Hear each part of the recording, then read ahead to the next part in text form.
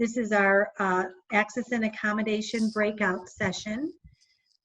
You see before you, I'm Patricia Negosian. I'm the supervisor of the admissions office. Ashley Estes is our ambassador, and she's going to be reading the chat questions and sharing them. And we may have more people joining us as we get started here. Samantha Salvato is the presenter this evening, and she's going to give us some great information about access and accommodations. And the session is recorded just so that you're aware of that. So why don't we go ahead and begin, Samantha? Wonderful. And thank you for joining. All right, I am going to put my email address in the chat so that if you have any follow-up questions or any questions that are of a more personal nature, you can feel free to email me to ask those. All right, I am gonna go ahead and share my screen for the PowerPoint, which I think I'm gonna skip ahead a little bit so that we can get through what we need to. Okay. All right, so we're going to kind of take a look at the difference between accommodations at the high school level versus accommodations at the college level. So IEPs and 504 plans don't go to college. A student who has an IEP or a 504 plan in college shouldn't assume that everything that's on their plan is going to transfer over at the college level, or that they're going to be able to use all of the accommodations they had on their IEP once they get to college. The reason for that is because the laws that protect students with disabilities change pretty drastically when we look at high school versus college. So in high school, students are protected by IDEA, which is an entitlement law that makes sure that students, that individuals with disabilities have a free, appropriate, and mandatory public education. This law is really, really geared towards making sure that students with disabilities are given whatever accommodations or modifications necessary to make sure that they continue to progress similarly to their peers and ultimately graduate in a similar time pattern to their peers as well. So coursework can be heavily modified, expectations can be modified, courses can be waived. Again, the goal is to make sure that they successfully graduate. When we get to the college level, students with disabilities are protected by the Americans with Disabilities Act and Section 504 of the Rehabilitation Act, which are civil rights laws. So students have to be qualified to attend the college, to enroll in courses. So any admissions criteria, they have to meet those with or without reasonable accommodation.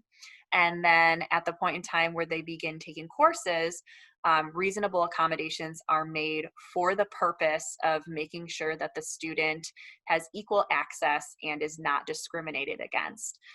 So they are not meant to guarantee that the student gets A's, that the student passes, that the student earns any type of degree. It really is focused on access and non-discrimination.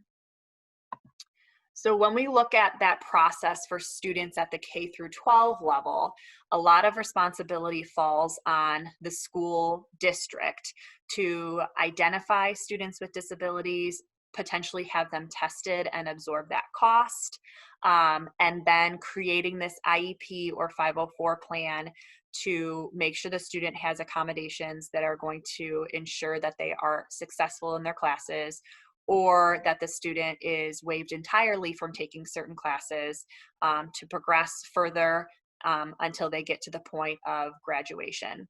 So components of the class can be completely modified, they can be waived, because again, the goal is to make sure that regardless of disability, regardless of ability level, the student passes these classes and ultimately earns their diploma.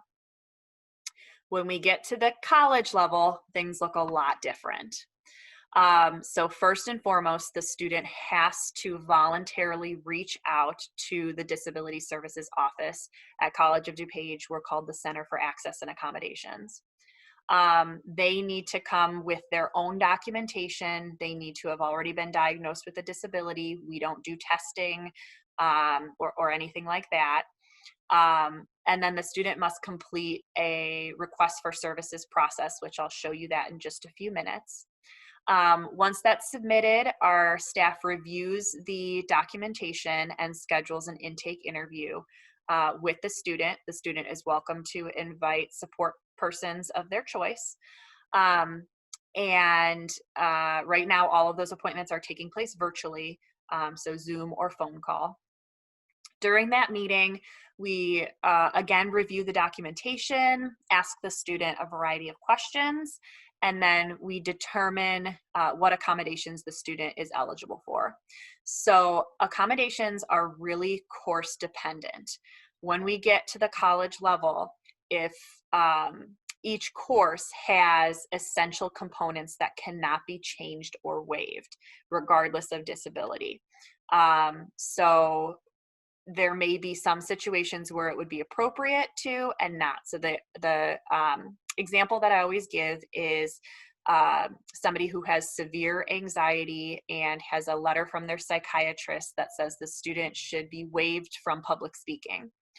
So if a student is enrolled in an English class, a psychology class, and a speech class, and all of those have presentations that the student is required to do, but the student has this document and part of their disability is that it's difficult for them to do those presentations. For the English and the psychology class, we can probably look at the essential components of the class and say, can the student meet this component in a different way? Can they write a paper? Can they do an interactive, blog, something like that? We can probably find a different way that they can demonstrate that they have mastered whatever subject matter. In the speech class, we can't. The essential component is that they are able to do that presentation, and it's not something that can be waived. So that's kind of important to remember in terms of there's not just a list of accommodations that are going to apply all the time. We really have to break things down and look at each course and what the accommodation request is. Once accommodations are decided for that semester and that group of classes, the student will receive an official letter of accommodation that they're responsible for forwarding on to their instructor. If they don't share it with their instructors, they're not entitled to those accommodations. And then throughout the term, the student is responsible for communicating with their instructors and with our office to coordinate any details of their accommodations.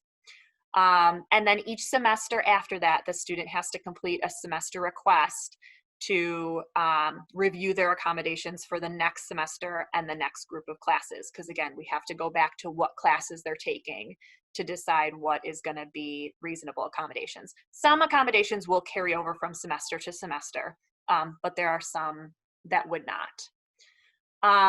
So I am going to show the request for services process. So if I open up any web page and go to cod.edu/access, it will take me to our web page of the COD website. Scroll down just a little bit until you get to this green box and click on complete form to request accommodations. The student will fill out their general information, answer a couple questions, and then attach their disability documentation. This submits their request to our office, and from there, it's reviewed and it's assigned to an accommodation specialist who will then move forward to schedule that appointment with the student. For students who are starting, in the fall, it's really important to make sure, regardless of when they're starting, it's really important to make sure that the student goes through the entire enrollment process up through registration before attempting to register with our office. So again, it goes back to we're making determinations on accommodations based on each course. So it's not helpful for us to meet with a student before they've registered for those classes, because we're not going to have anything to base whether or not an accommodation is reasonable if we don't know what classes they're taking. You can absolutely reach out, send us an email if you have some general questions that you want to ask, but as far as actually determining what accommodations are we can't do that until we know what classes the student is going to be taking. That's great. That's great information. Ashley, thank you for your help with this. Samantha, you. great presentation, a lot of good information for everyone.